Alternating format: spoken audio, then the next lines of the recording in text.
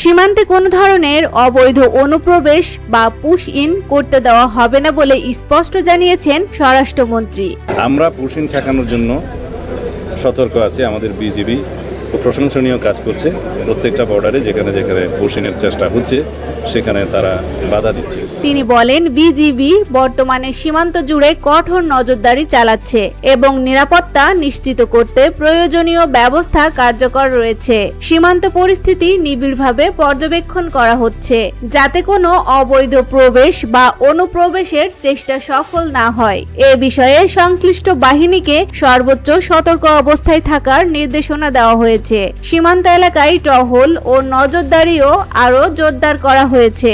সরকারের লক্ষ্য হলো সীমান্ত নিরাপত্তা বজায় রাখা এবং দেশের আইন শৃঙ্খলা পরিস্থিতি সুরক্ষিত রাখা। স্বরাষ্ট্রমন্ত্রী জানান, সীমান্তে যে কোনো ধরনের অবৈধ কর্মকাণ্ড প্রতিরোধে বিজিবি দায়িত্বশীলভাবে কাজ করছে।